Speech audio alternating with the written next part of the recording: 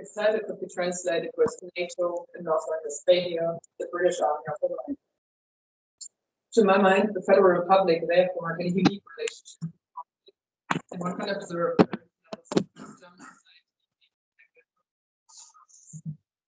the training grounds for the British Army officially belonged to the German state and were financed partly by public money. West Germans lived close to the military areas and dealt with the everyday consequences. Left-wing support groups for Irish nationalism or the Republican movement in Ireland tried to gather information about the secret training facilities for soldiers sent to Northern Ireland. And British soldiers themselves and their families feared attacks from Republican paramilitaries in West Germany, as it became the country most targeted by IRA attacks on the continent. But I will come back to this later on. My talk today constitutes an insight into my work in progress, and I'm still evaluating further sources and writing the chapter on the military training facilities in West Germany for my dissertation, so I'm very thankful for your feedback and thoughts on this. Throughout my talk, I will proceed in 3 major steps. After the introduction you've just heard, I will focus on the history of the British Army of the Rhine in the Federal Republic of Germany after 1945, its involvement in the conflict in Northern Ireland from 1969 onwards, and following from this, the development of NITAD, the Northern Ireland Training Advisory Team, under whose command the training areas such as Tin City, which you've just seen on the picture before, were built from the early 1970s onwards. In the second step, I will deal with the training facilities and their artificial characters in detail, give you an overview over their structure, the trainings, and show you some more pictures. Finally, I would like to demonstrate how the training facilities constituted an open secret in West Germany from various angles.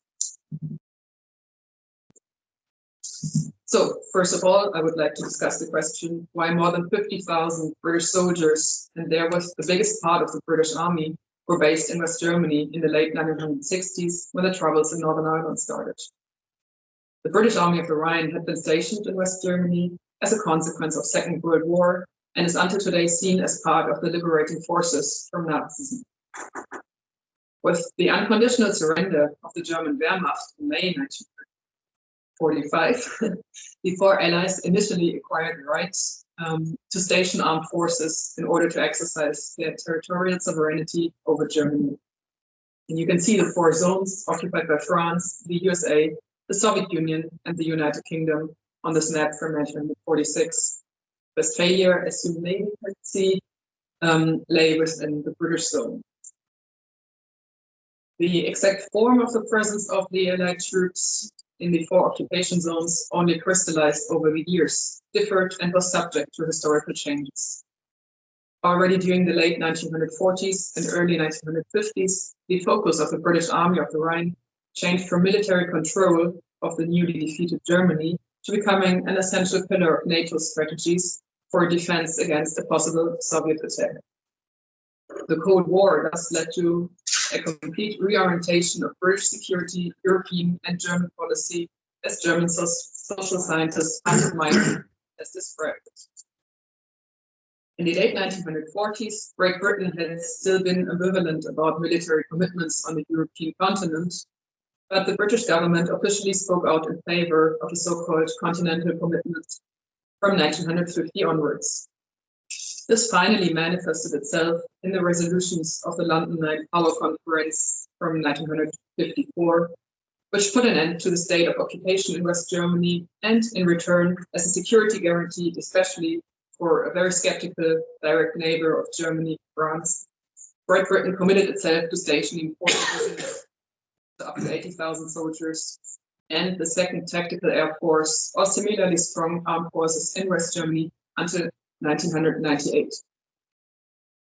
This was the birth of the British deployment commitment and long-term presence of the British Army of the Rhine, which symbolized a new political interest in events on the European continent. And I brought you a map where you can see the various bases of the British Army of the Rhine in West Germany, all the red dots, to give you a bit of an orientation on which area I'm talking about today. And as you can see in comparison to the map before, they lie all within the former British zone. I'm talking about Sennelager training area, marked with the red arrow on the map. Throughout its history, the British Army of the Rhine was to represent the largest contingent of troops of the British Army and was thus also considered a reservoir of armed forces for various missions, such as Operation Banner in Northern Ireland from 1969 to 2007, involving more than 250,000 British soldiers. The fact that this was possible despite Britain's NATO commitments on the continent was based on an exception within the 1954 deployment commitment. In the event of an, and I'm quoting here, acute overseas emergency, the government was permitted to deploy troops at short notice. This happened in the 1960s as part of operations in Borneo, Cyprus, Kenya, and Aden. But acute overseas emergency, as John Garnett rightly pointed out, had probably hardly meant a long-term deployment to Northern Ireland. And the British Army was in fact inadequately prepared for this. The military leadership realized early on that the operations in Northern Ireland differed from previous ones. The key idea was the alleged increasing importance of urban combat and road patrols in densely populated areas in Northern Ireland, which contrasted with often rural and less internationally observed and criticized operations in the overseas colonies. The British Ministry of Defence itself stated in an analysis of Operation Banner, the first units arrived in Northern Ireland with no specialty theatre training. As described, 3rd Battalion, the Light Infantry, arrived in just over 24 hours. It had no maps and none were available. At the time, it was obvious that the campaign would go on for years. It was not obvious that the campaign would go on for years, and it was not until 1972 that pre-tour training was formalized. Stephen Robson, a former professional soldier in the British Army of the Rhine, who was deployed in Kenya, Northern Ireland, and West Germany between 1968 and 1973, described his rudimentary training for Northern Ireland in Lemgo, a small German town. And he said, it was very, very basic.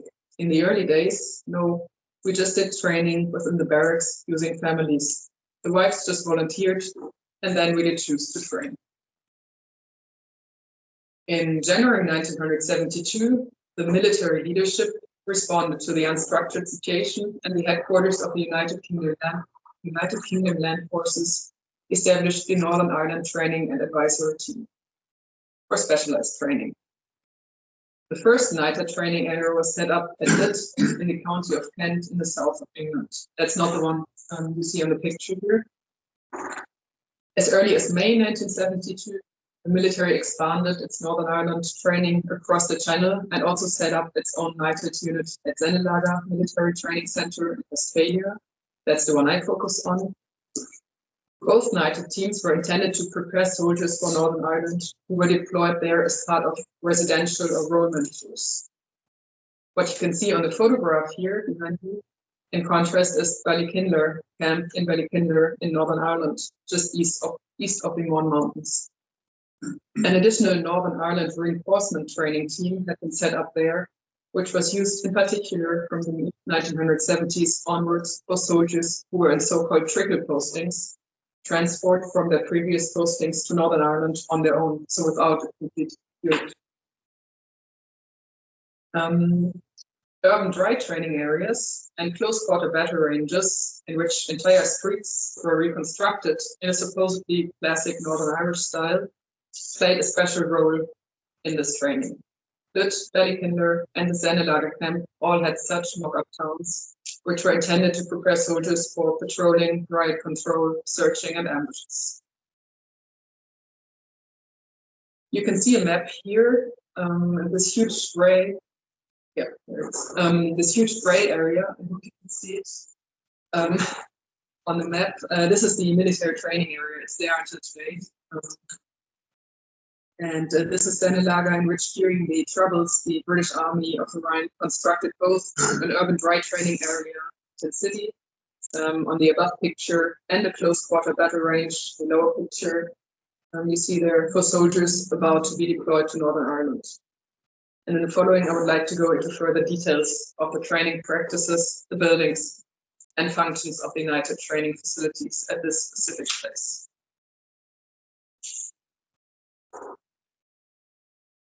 So I come to this point now. In 2013, the British newspaper The Times published an article about Zennelager and Tin City and stated, "Everything is fake in Tin City and everything is real." And I thought this was quite an accurate description. What struck me most about such military training villages from a historical and anthropological point of view is their relationship to ideas of space. I always kept the concept of non-places in the back of my head, developed by French ethnologist and anthropologist Marc Auger. Marc Auger understood spaces and buildings that do not have any recognizable offer of identity, any history of their own, and are mainly justified by one singular function as so-called non-places. He mentions airport terminals, fast food restaurants, large hotel chains, petrol stations, supermarkets, or amusement parks as examples. Most of them resemble each other all over the world, at least more or less. And I argue that training facilities such as Tin City and Zennelager were non-places in a double sense. On the one hand, the areas themselves fulfill the main characteristics of Marc Auger's non-places, such as missing identity, history, and their existence only for one purpose. Tin City, which you can see here on a recent picture taken by the German military, because it's still there today, and rented out to NATO forces, did not have any history of their own. Each parts of the buildings consisted purely of facades. The church looked like a church, but was not. And as I will show you later on, other soldiers or even puppets served to imitate Northern Irish soldiers on the streets of Belfast and Derry. Such built-up areas served solely for in-theater training for the military. Without this function, they would simply not exist. And as soldiers were passing them on a regular basis before they went to Northern Ireland, they were places of transit. But the training facilities in Zennelager, built by the British Army on the West German soil, were also officially non-existent until the early 1980s. West German authorities had not been informed about the fact that the British Army trained its soldiers for Northern Ireland in Zennelager as part of their NATO commitment. The facilities were an open secret, there and none there, and therefore non-places in a double sense. If we look closer into internal NITED documents, it becomes obvious that the facility in the beginning looked very different. The complex was started in late 1972 and was made out of corrugated iron, hence its nickname Tin City. At that time, all the support facilities were housed in tents or old trailer caravans, the documents say. And there are numerous pictures from this time, especially in military forums. I'll show you some more. I only took a few, but there are tons. And in case you might wonder who those demonstrators were, being Northern Irish civilians, they were soldiers themselves who, as a part of their training, had to play civilians on a regular basis. One former soldier stated just last year on Facebook, below a picture of Tin City, "Remember it well, NITED. We were there to help soldiers get ready for Northern Ireland. Also played a fictional character and lived in the houses with a coal fire. I think it was 1978. And another one said, "I was there as CivPop," that's always the short term they use, so civilian population. Not sure of the year, but about 1975 maybe. The Argylls were the unit there at the time. I remember one of their sergeant majors and me throwing Molotov cocktails at his guys. Happy days." Quotes like these shed a light on the perception of NITED trainings as the time shaping a common identity for British soldiers shortly before they were deployed to Belfast or Derry. Even though I could also find some statements, but only some, of soldiers remembering they did not like what they experienced in Zennelager and Tin City.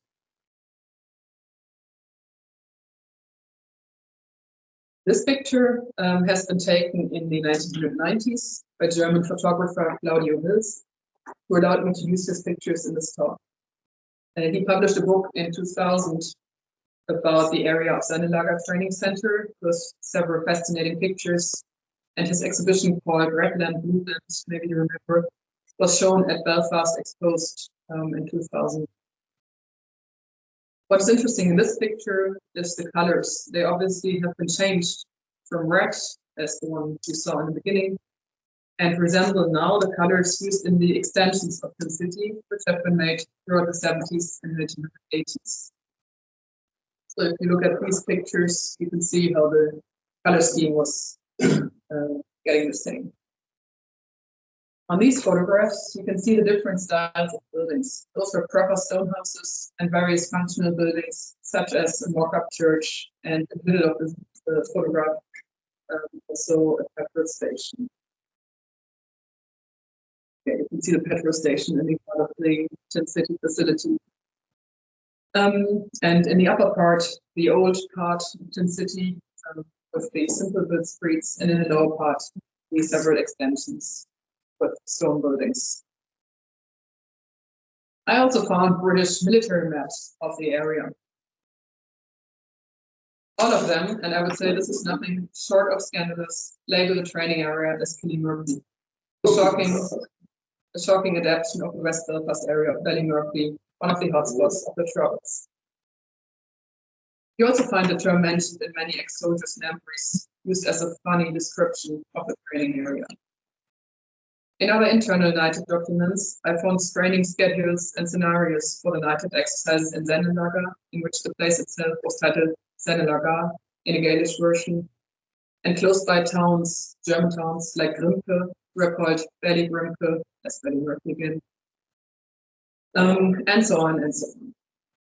Here again, the artificial character of Tin City as a place who was there, but also not there, integrating the surrounding into a mock-up scenario of the conflict in Northern Ireland becomes obvious. It also took me a while to understand that, especially in the memories of soldiers, two different places vanished into one. The urban dry training area, or Tin City, which you can see here, and a close quarter battle range, which I've mentioned before, which was also adapted to a specific Northern Ireland context, and actually even more so as British Army documents further reveal, the close quarter battle range was 72 as well, and extended in the 70s. It was far smaller than Tin City and not located at the same place, but it was equipped with partly moving puppets.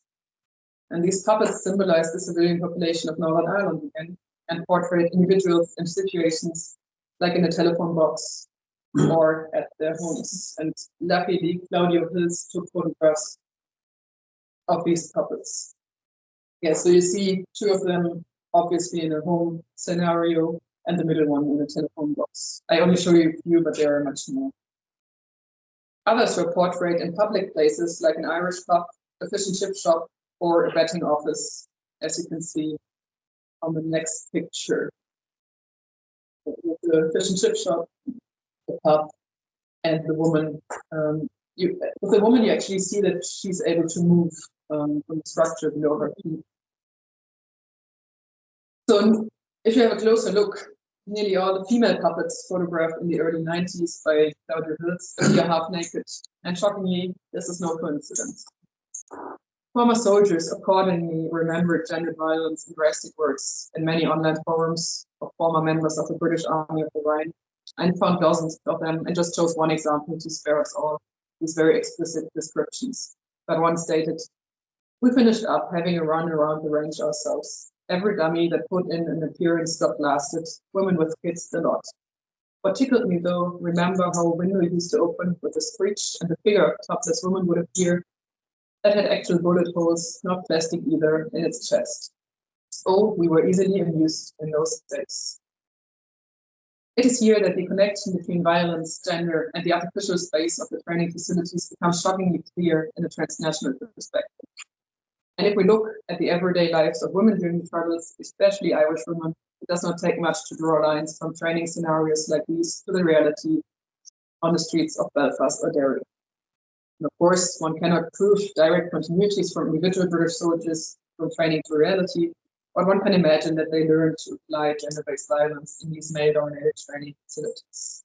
And that the mock-up towns like Tin City and the close border battle range had, I would say, an active part in dehumanizing the civilian population in Northern Ireland. So let me come to my third point. The British Army training facilities at Sennelager were characterized by an ambivalent relationship between secrecy and public knowledge. This is, for example, indicated in the memoirs of former soldier Stephen Robson, who had been quoted before. Having previously reported on the inadequate training for Northern Ireland at his base in Lemgo, he said, "It was later on they set up a place in Sennelager. I don't know if it's widely known, for battalions going back into Ireland." One aspect which shows this ambiguous status of united facilities in Sennelager were the contacts between British and West German authorities regarding the area. I found files in which the British Army of the Rhine in 1980 got in contact with West German ministries in order to expand the city. I've shown you the extensions before. But while West German authorities were informed that there was an organized training area, or Tin City, run by the British, no document at all mentioned the reason for its existence, the troubles in Northern Ireland. An exchange of letters from May 1981 further illustrates the dimension of this unclear status from the perspective of British and West German authorities. According to a letter from the British Embassy in West Germany to the Foreign Office in London, the German Federal Police asked whether 30 members of its special unit GSG-9, an elite unit, would be allowed to train at Tin City in Sennelager for 2 weeks, as the other British training facilities were booked out. The author of the letter pointed out he knew about the British policy of extreme reticence regarding the training facilities. The GSG-9 request, though, to him was quite a different category because the British Minister of the Interior was hoping for closer cooperation between the GSG-9, West German elite unit, and the British Special Air Service Regiment. It therefore seemed more useful to allow the GSG-9 to train at the urban combat facilities, stated the author.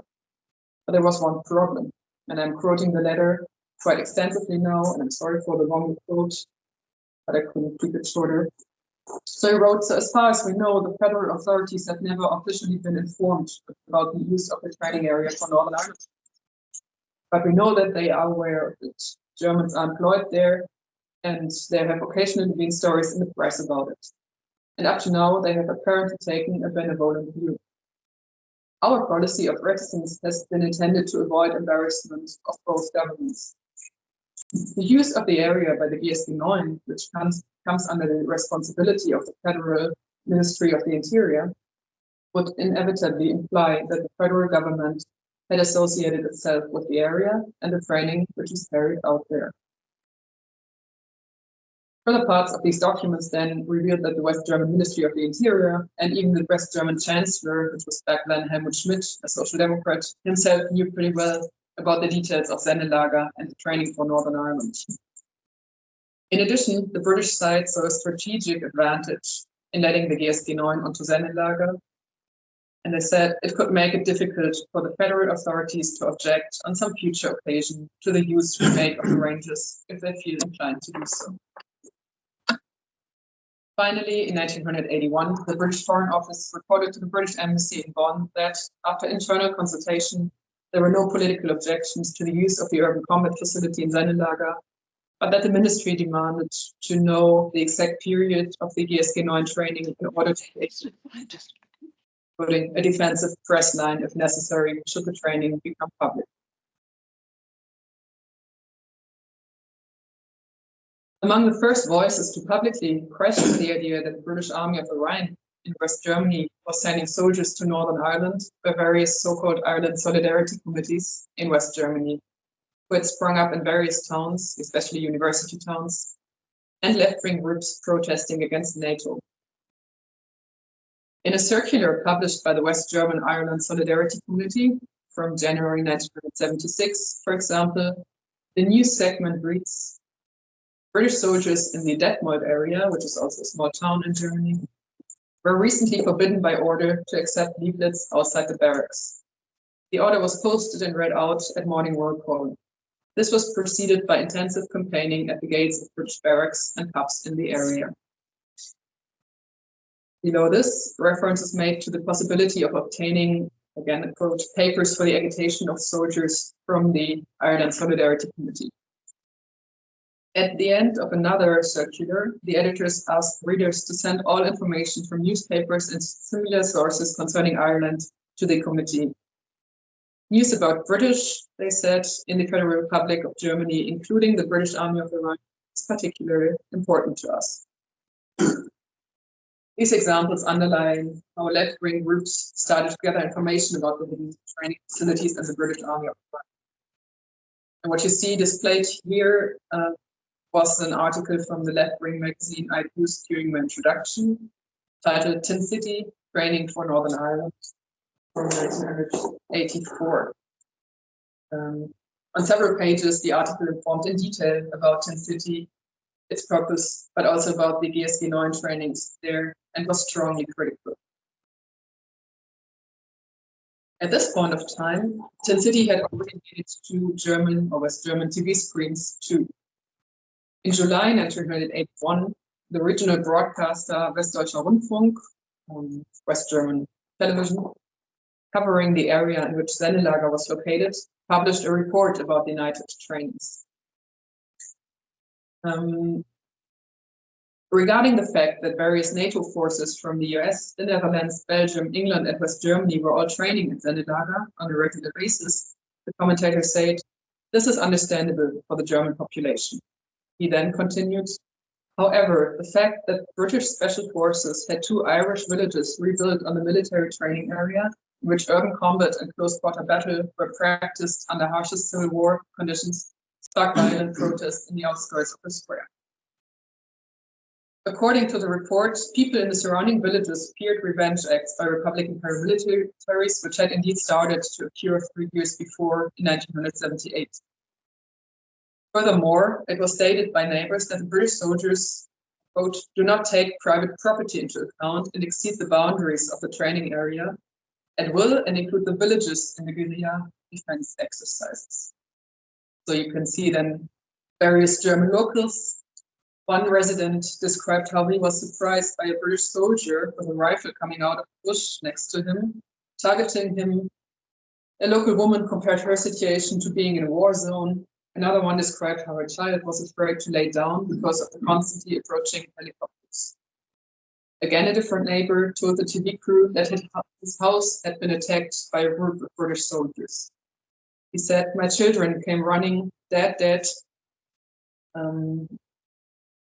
My children came running, dead, they are shooting at us." It was shot with blank cartridges, but it was quite scary. Residents also demonstrated photos of British soldiers in their gardens. This TV report shows drastically that the direct neighbors of Sendelager training area were very well aware of what was going on inside, while the British authorities were still careful to openly mention the night of training because they feared the public and political reaction.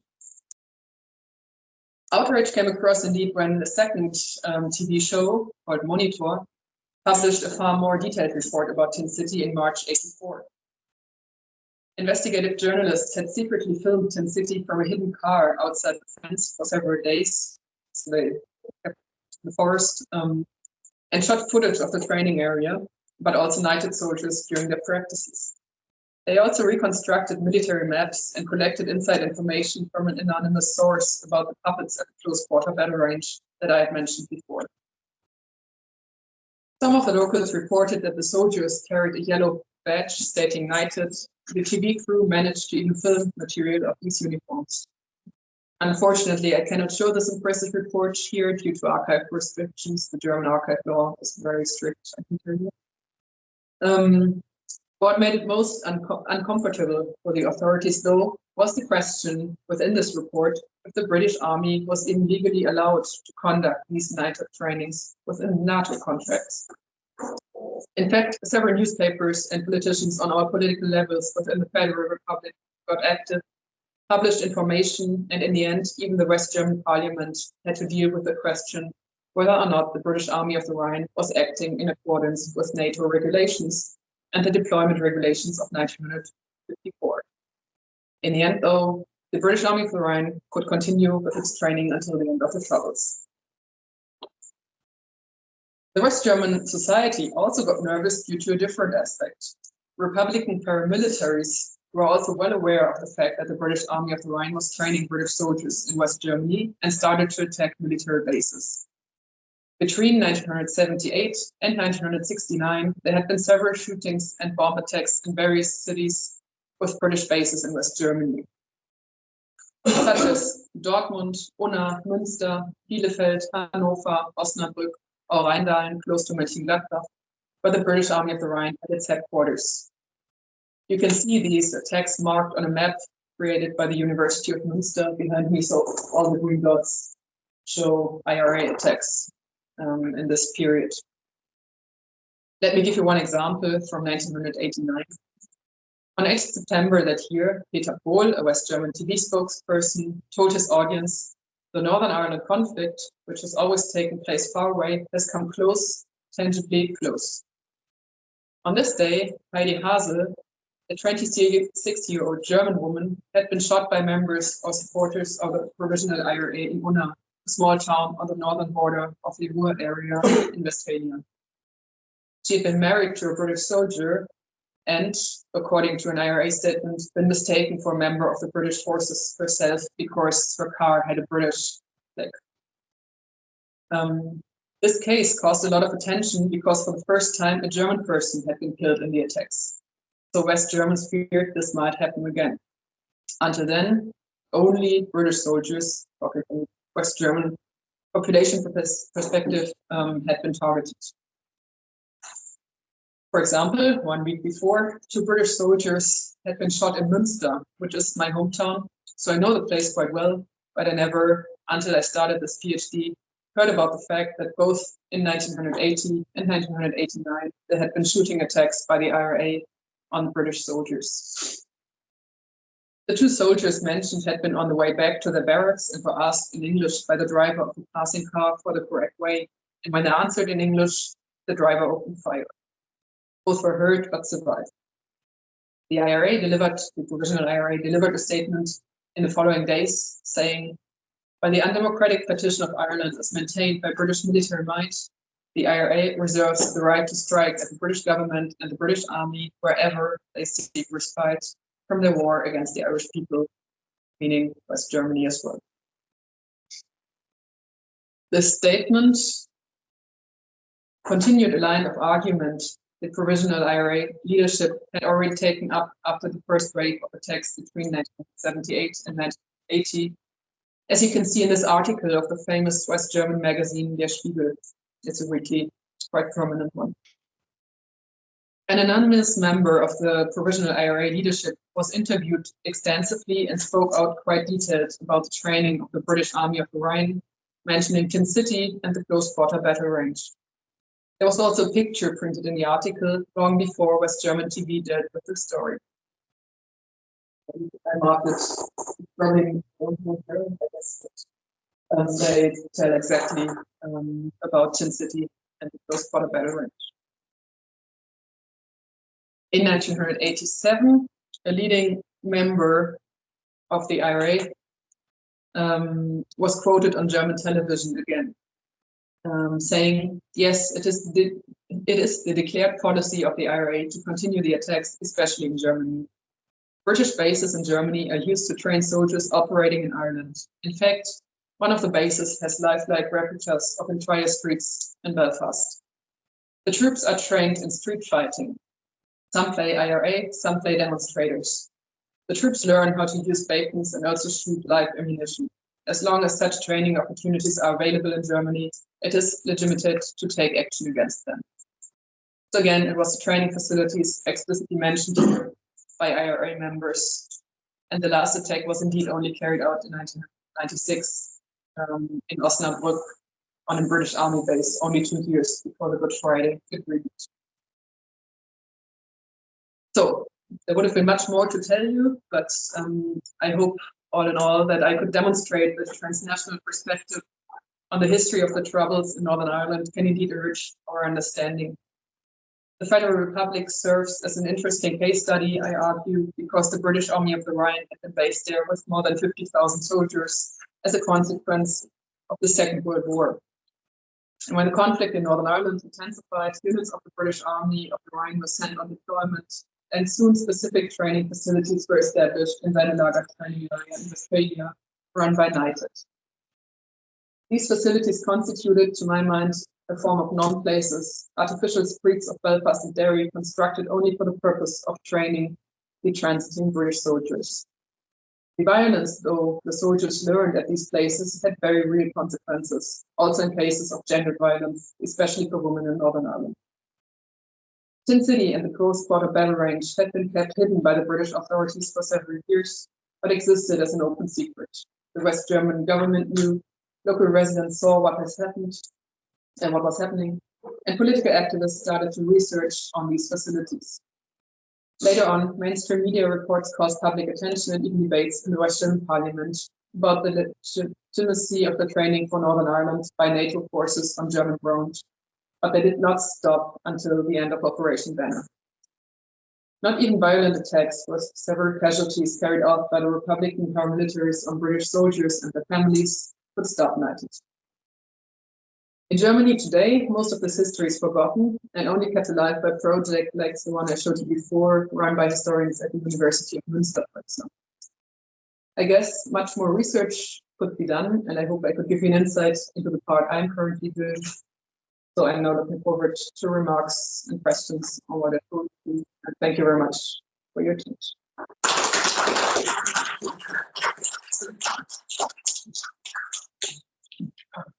Juliane, thank you so much for that. Really appreciate it.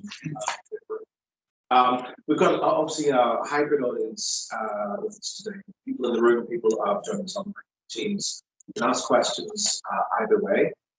If you're joining us online, just either type the question into the chat box or raise your hand and we'll get over to make it live so that you can ask your question that way. Let's go to the room first. So what's the situation? But the current situation is, I showed you this picture of the Tin City. It's still there. The British got back, or the British Army left West Germany in 2020. So this was the point where the last barracks were handed over to the German state, or German army. But they returned now because of the war in Ukraine. So they are training again. And also Tin City is used for trainings. It's interesting to see what happened with Tin City in the 90s, because it was turned from an Irish town to a place on the Balkans because of the war going on there. Now they also built up an Arabic town and use parts of the towns for this training. So it's adapted to several war situations. And I don't know if the close quarter battle range is still there. I'm not sure. It's the one with the puppets. The puppets are gone as far as I know, but I'm not sure if the houses are still standing. Thanks for that. One of the things that's consistently true, certainly during the 1980s, that training is that almost half of the troops, usually quite civilian population, women, as the female soldiers. I just wondered if you managed to talk to any of them, or you've got any, because the gender work that's being done, they would be a key source. Yeah.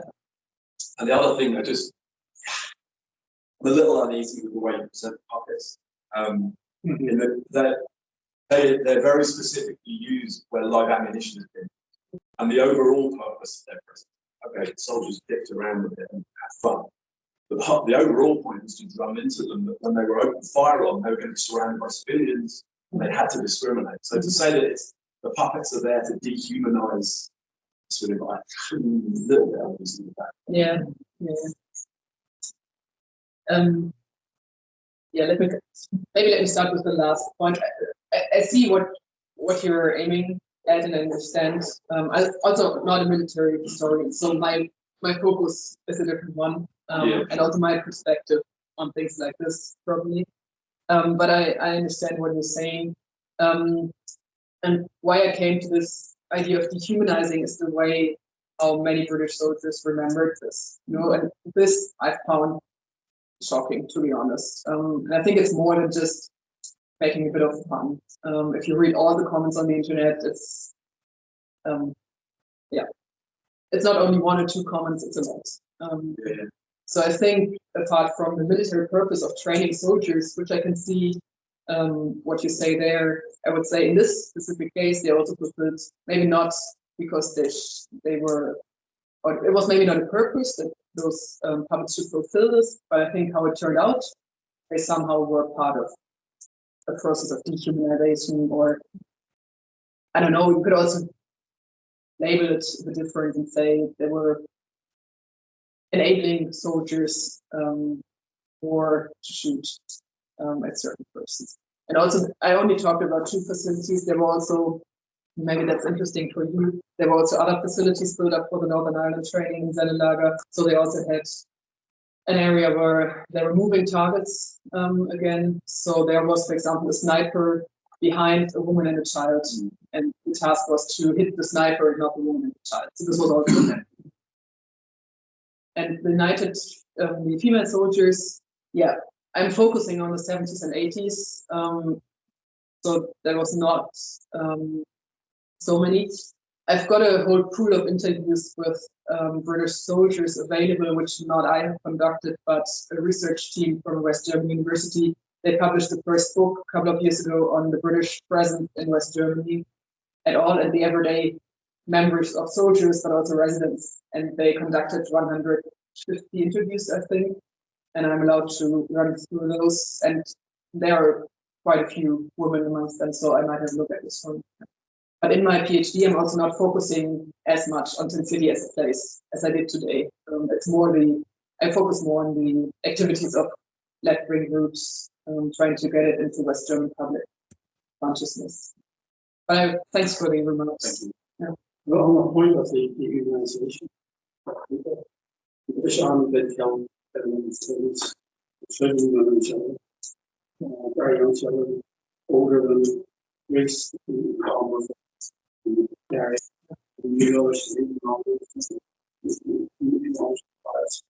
the spies residents on work for civilians willy-nilly, small and huge works. So humanizing certain. I think that's 2 different things, probably what they were supposed. It's worth noting that Neutau came after the, particularly the Olympic thing. It was an effort to train people better. We can debate whether that worked, right? But there was something. I think that's the point. We can discuss this more. Lots of questions.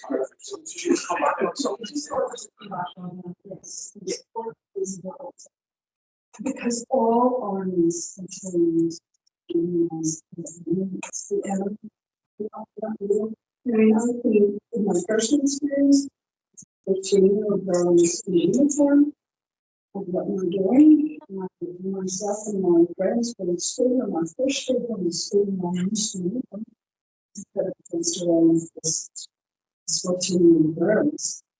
So we were not doing the enemies, so we did do it. And you know that through, for example, strip searching, one of these new little person is strip searching the phone. Because you can't dehumanize a person more. Sorry, I just wanted to add something to Bridget's point there. Is I think that it's the nature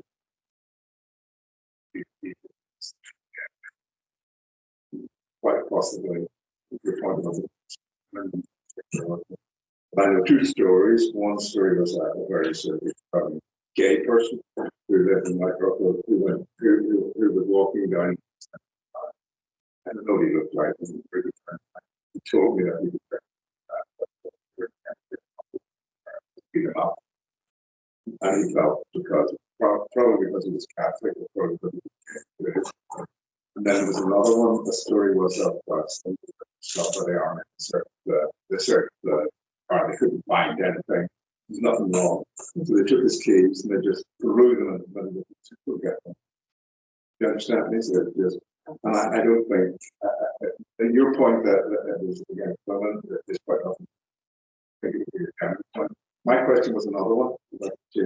My question was, it didn't become clear to me at the end of the Second World War exactly what the point what the situation of the British Army was in the legal sense. You know, if you were talking about this, and I was thinking, who owned the country? Who was the individual parliament there? Do you understand me? So you didn't explain that exactly, and I was wondering why. And I was wondering, well, how can that go on? I mean, you understand me exactly what the legal position was. You could have done in 2020. Sure, they were a separate government. I mean, I understood that the West German government was founded in 1947 or something like that now, everything. So I'm just wondering how that, I suppose your statement is that it remained ambiguous. I'm just wondering how things can be ambiguous. And then the second part of that was, it seemed this training for what I would call policing in Northern Ireland seemed to be under NATO. Sure, NATO was for against the Russians, isn't it? So I'm finding that very, very odd. And at the very, very beginning of the point, you said it was paid for by the West Germans, didn't you? You said that, so I was just wondering, Lord save us, what is this next? So can you explain a little bit about that? Yeah, actually, it's all connected. The two questions you just asked, and it's a huge complex, but I try to keep it short. So, in 45, there were the four allies in West Germany. And then in 49, the two republics, so Federal Republic was founded, and I'm missing the word here, East German state was founded. But still, West Germany was not a sovereign state until 1954. And the sovereignty was taken back. This was what I mentioned in the London Power Conference. There was a lot of international politics playing a role there, but the basic thing was in context of Cold War, West Germany became important, obviously. So there were debates about rearmament of West Germany. This was also agreed in the London conference in 1954.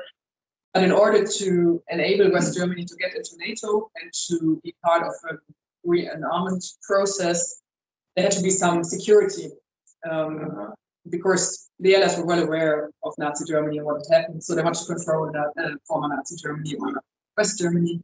And that is why the British placed troops there, the Americans placed troops there, and they all stayed for a very, very long time in Germany. So this is nothing unusual, and whenever you talk to elderly Germans, they will remember quite well. So they made some sort of ambiguous situation so they could get a wiggle their way around this. Well, is that what you're telling me? No, maybe I don't get the question right then. It was from 54, West Germany was sovereign. So the government was West German and all this was controlled, but in part of the broader NATO strategy, there were Allied troops still placed in West Germany during the Cold War. But this is not a contradiction back then. Just regarding, and that's your second question, regarding the training of the British Army and United. I found also, I didn't quote them now, but I found documents called the State Archive Q. Actually, the United documents, they had been lost for quite a long time, and they just found them. I don't know. So they are quite recently published only. And I checked them, and there it also stated, like internal United documents stated that for the British Army, it was very handy. It was like Sendelager, Tin City, and so on. It was all part of a NATO training center, and that they really wrote it that it was financially a very good deal for them because they didn't have to establish any further facilities on their own cost. And the British Army of the Rhine, so the British Army in West Germany, was partly financed by West Germany as well. So they got fundings from the West German government. And of course, you would have to check which money went into which details, but they're quite strong. I hope I could make it clear. Yes. What is the general civil society? As taken under, in the sense Germany success stuff is for your Soviet sponsors. Hold on, I didn't first.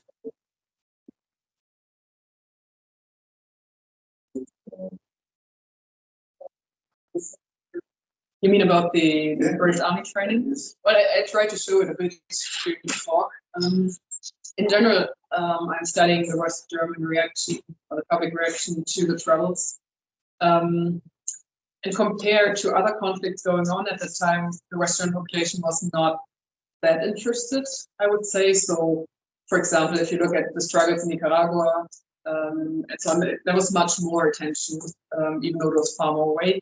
But whenever I found an interest, then the British Army of the Rhine played quite a strong role, because many West Germans were working for them as well, for example. So only from people I know personally, at universities and so on, many of them had relatives, families, or some contacts who have been working with the British Army. This is, I think, a very specific experience, maybe of this part of West Germany, or at least the British zone. But there it is quite strong, I would say.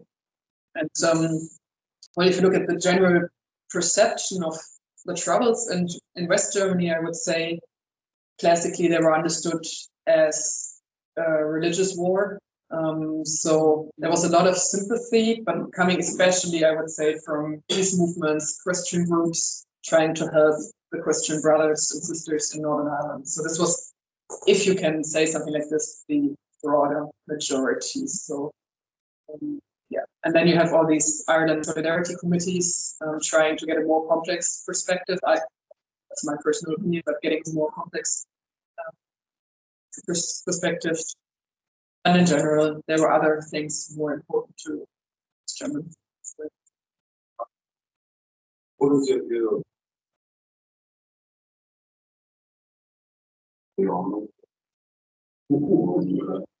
Oh, my personal opinion. Oh. Well, maybe I will not tell you my personal opinion, but maybe let me answer in a more diplomatic way. In Germany until today, we have a very specific relationship to the army, I would say. And this is because of Second World War and because of what happened. And I think there's a strong reason, maybe I say it this way, to be careful about German armies. If we look at history. And what you asked before about the night trainings, I was thinking about after Second World War, something happened in the German army.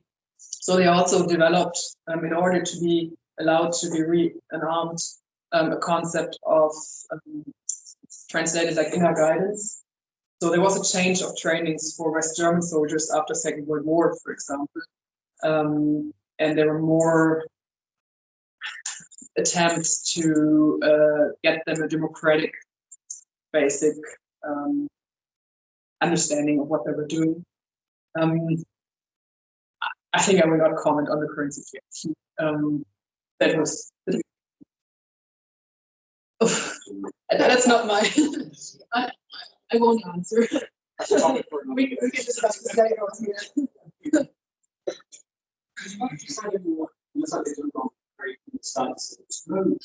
Specific pre-deployment. Yes. Maybe that is unusual time. It seems such a unique thing. This is this diverse and well, it just seems so unusual. It's how presumably before the storm. It's until determined really something at that point ago better start more not just the politics. That just seems amazing to me. Was training central. And so, yeah, maybe just clarify. You said there's no pre-deployment training. Presumably. But just I tried to give you one example, but I also found other.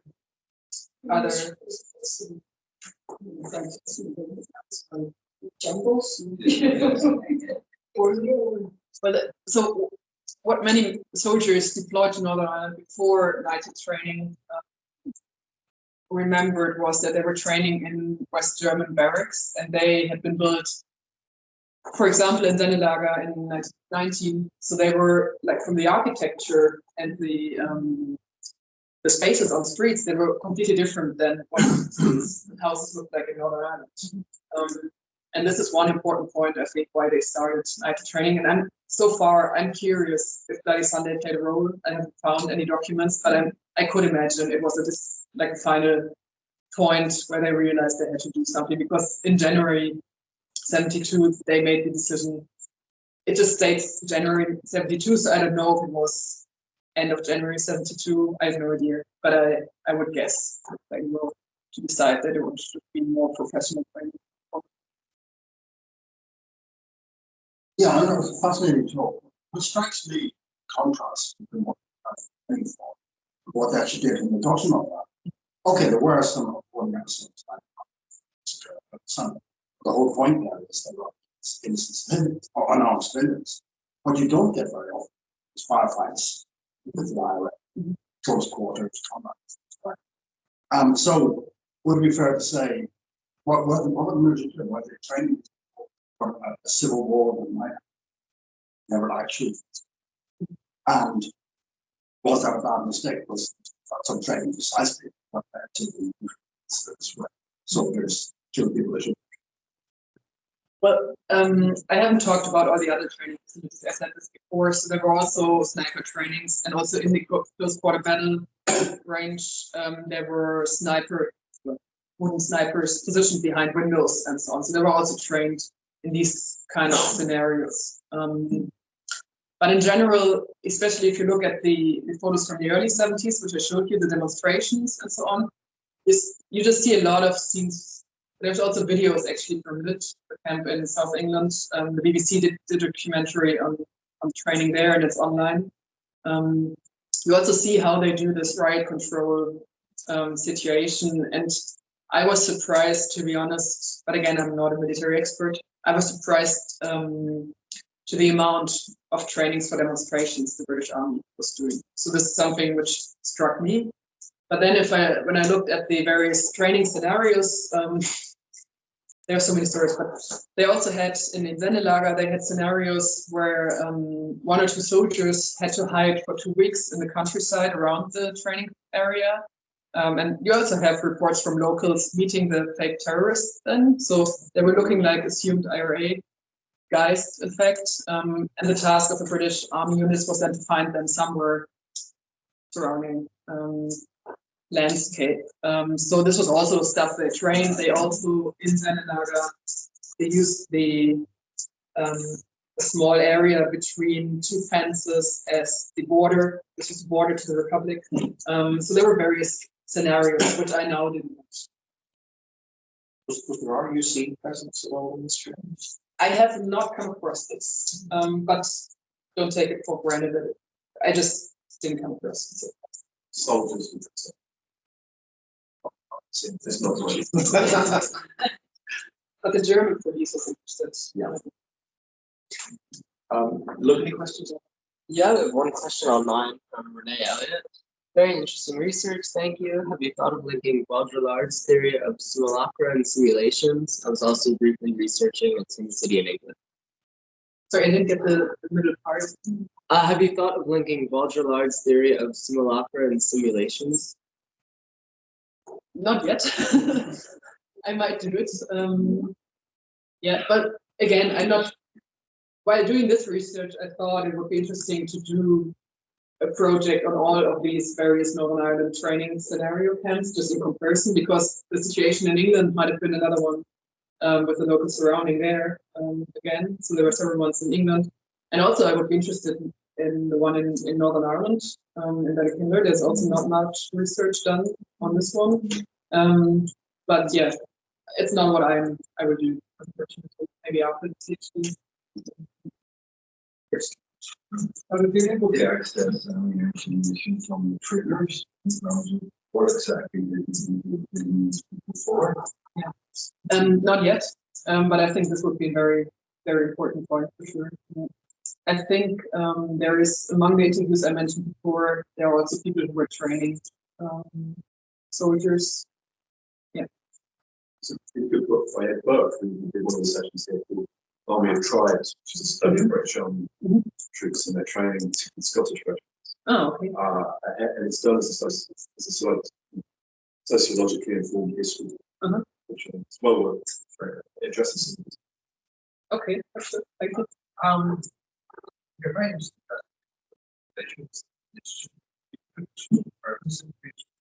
Was there it? Was it the same? And yeah, it's a training.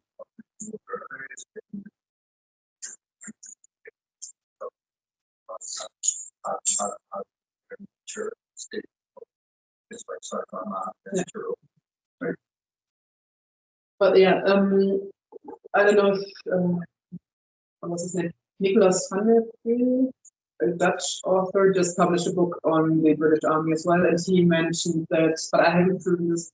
He mentioned that the British Army trained in Norfolk, in England, for rural scenarios. But I don't know. That's the only thing I can mention. But I also found, among all the posts on the forums, I found also several voices where soldiers stated exactly this, that they were trained at the city and were sent to Amman and didn't have any idea what they were doing in the countryside. And so, yeah. But everybody else is fascinated by that.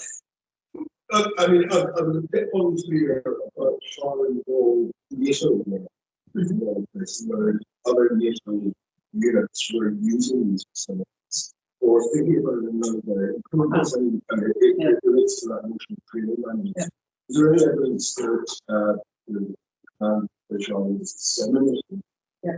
Well, I found in the United documents, so let me say in general, on the British part of the Zenelager training area, various NATO forces were training, but they were United exclusive facilities. And Tin City, so the urban dry training area, for example, and the close part of Valley Range, they were exclusively used for United trainings.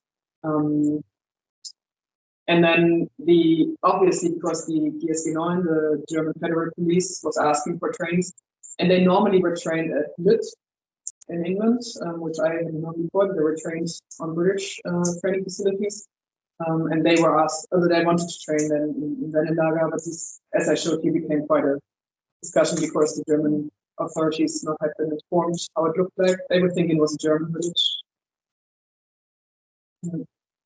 And one more thing regarding the NATO, I think I read it. It was quite accepted by parts of the German population that NATO was training because of the Western German. The West German population was also during the war. There was a feeling of being at the front against the Soviet Union in case of potential threat. So there was some kind of support, but also a lot of criticism because many of the maneuvers were going through German villages, so there was large-scale military action going on the streets, and many roads were destroyed, gardens, houses, and so on. So there was a lot of protesting against NATO as well. But this is the setting, the broader setting, I would say. Yes. Yeah, that's just I think very much fascinating. One of the things I remember was the Belfast into West German Army Circus. It's very popular. Two bags and jackets with I don't know, it's all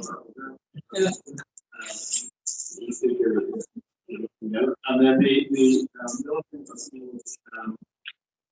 the I also think Polykinder is a very interesting gesture to research and you need to find the gender, megaphone, the IGA, so it's very interesting case studies that will pick up. As is the whole idea of the trouble in Europe, I think which was really good. It's really interesting. But it just struck me that the thing about these training things is that they're quite cinematic in a way. In the movie section, I just wanted to formative dimension to interested in the choreography of all of this. If I've shown the reality is the training for situations where nothing, the reality is never going to.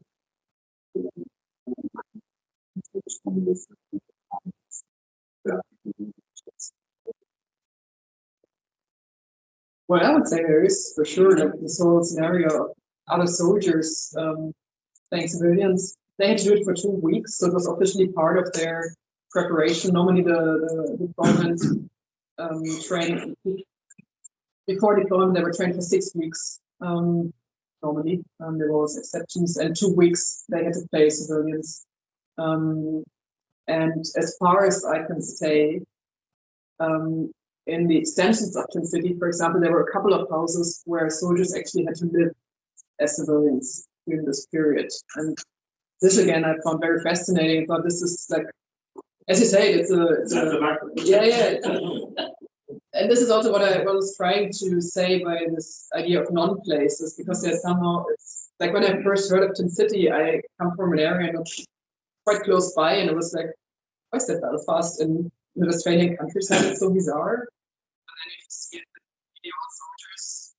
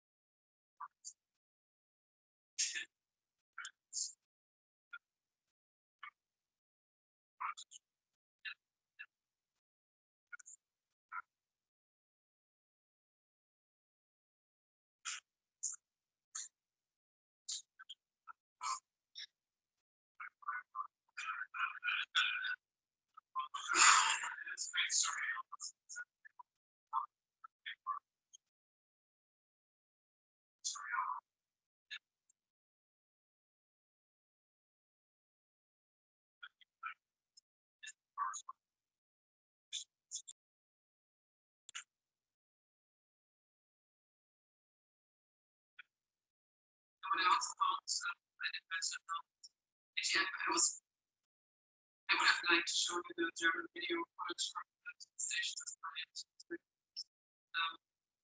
but also the workplace journalists. Because they were, I looked at the documents for this one TV feature, and for them it was a lot of work because they had to rent an extra car, they had to get a fixed plate on it, and they were hiding in the forest, waiting till night, and they tried to film this whole thing.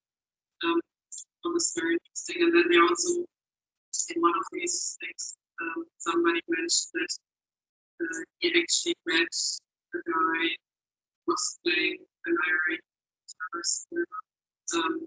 Was he found around because he had I'm curious about the service, what was going on.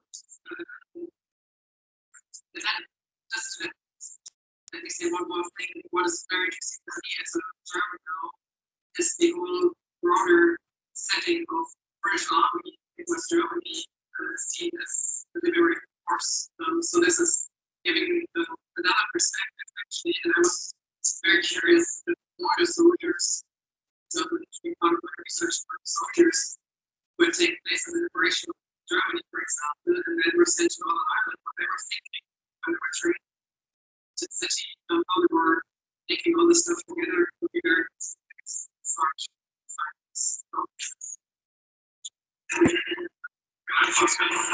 question. So, if thinking about this period,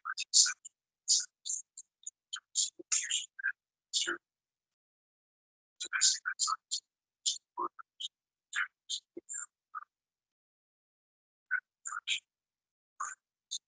So I'm wondering whether there is any, just thinking about German struggles.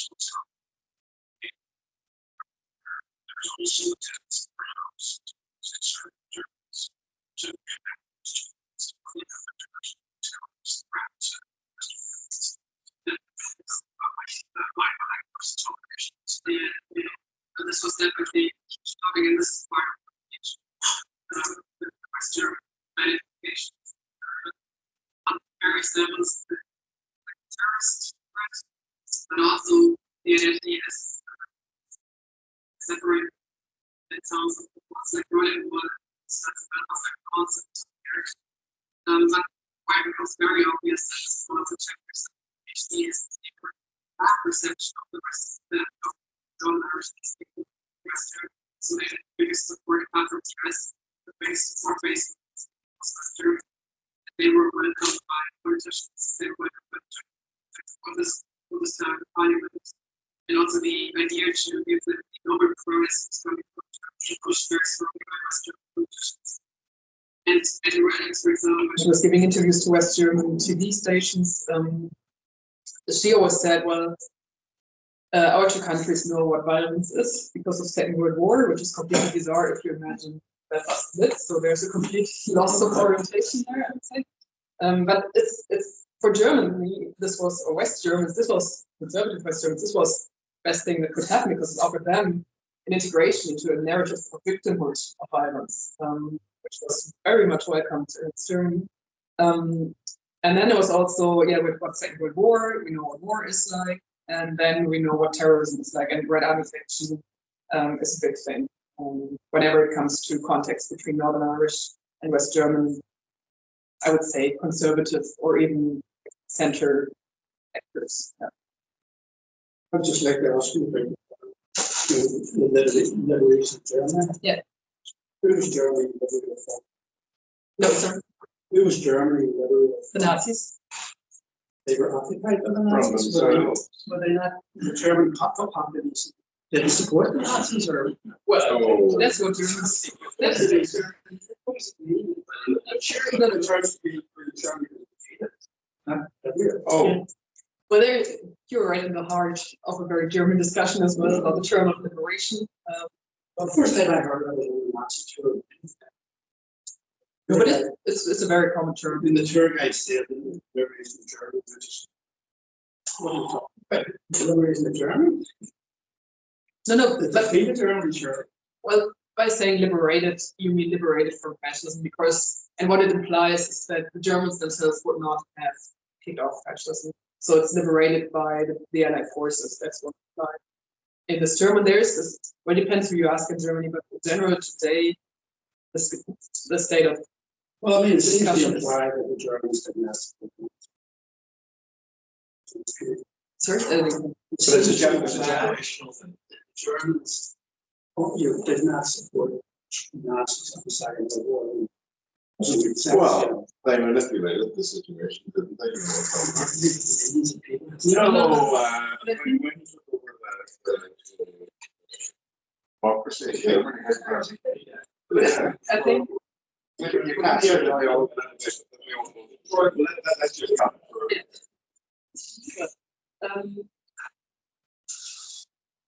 But I would say, first of all, it is a generational thing in Germany going on for sure. But if you ask myself, I would say, of course, huge parts of the German population supported the Nazis and voted them for what they were. This is what people have to accept. So I know what you're aiming at by saying they were not liberated. Yeah, but for like if you, for example, take many of the prisoners in concentration camps and so on, they found it was a liberation actually, and this is they were liberated from Germans. Yeah, but that's what the term were liberated from Germans. Yeah, but we can discuss this later on again. We've worked really hard. I mean, the rest of your thesis will be nothing compared to the subjected to the sampling, which itself is a tribute to how interesting and how important this research is. So can we thank you, Juliane, coming all the way from Potsdam?